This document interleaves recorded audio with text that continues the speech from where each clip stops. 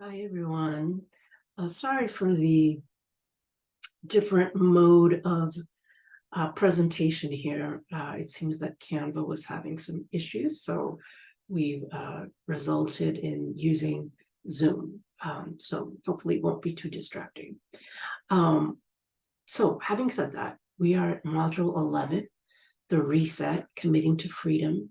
So we are 1 week away from our final week on the Reset program, which is pretty amazing.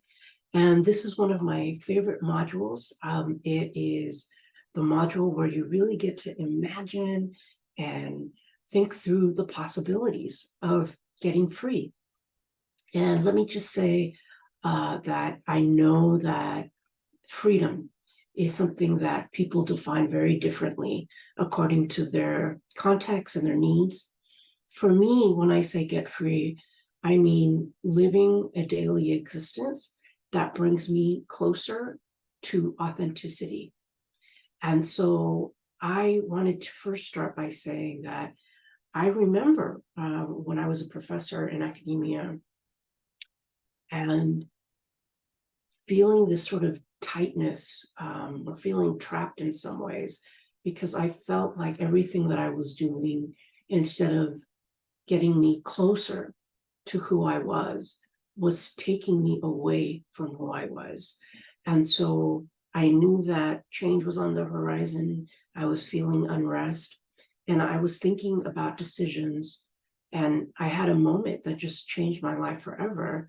Um, and that was just being there, just sitting, feeling myself, my body, and realizing that the thing that I wanted and needed the most in life was this sense of freedom, this feeling that every day what I was doing creatively, engaging with people or in writing, was really representing who I was and not constrained by other commitments or other demands. And from that day on, I just committed to saying yes. Yes to people, places, and things that would make me feel more free, and saying no to those things that would not. And so, my question to you this week is twofold. One is, what does a day of true freedom look like for you? And what will it take for you to get closer to your freedom space? And so, this space is that I'm talking about, this freedom space, isn't necessarily one that's based in fantasy, right? In other words, you know, if a fantasy of yours is to live on the moon, um, that's something that's not going to happen in our lifetime. And so, well, I say that, maybe it will, but in any case, I don't want you to thinking in those terms, but I want you to be thinking in terms of dreaming real possibilities for your life. And so this is kind of that moment where you go from the practical and then into kind of a dream type of haven world, but that it's possible. And so I'm going to read to you what I wrote 5 years ago, which is really stunning because I now feel like I have really, in many ways, created this life for myself. So here it is. This is my ideal day, and this is what I'll be asking you to write about. What would a day of pure freedom look like for you? I wake up naturally and refreshed. My eyes are clear and bright.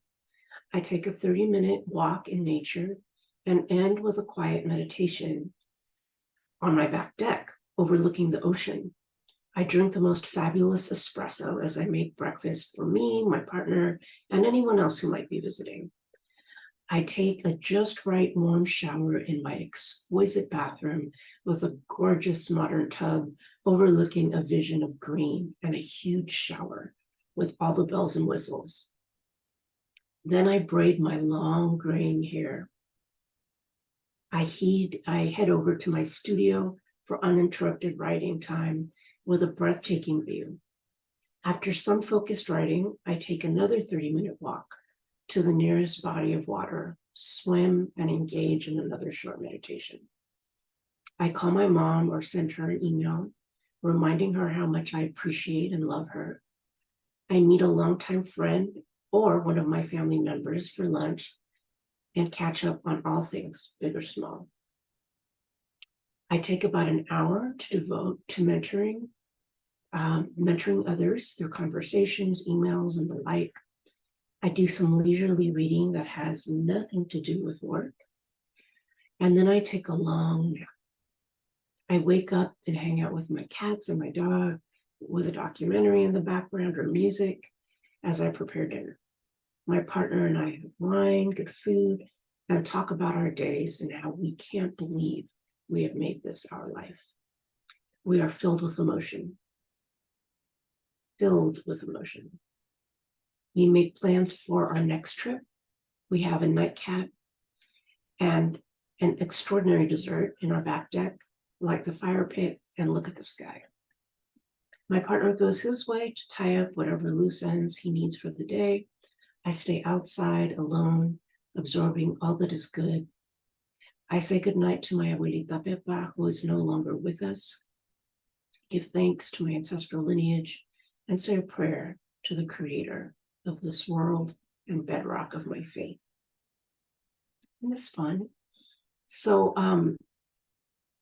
the next part of this would be to talk about what do you need to get closer to that Freedom Day. You know, I need a bathroom remodel because I clearly am very picky about my bathroom situation. And maybe aside from a couple of amazing views, these are all things that I can now actually do. But it's only because I had this dream 5 years ago and that I wrote it down that I'm now able to actualize it. So it's your turn.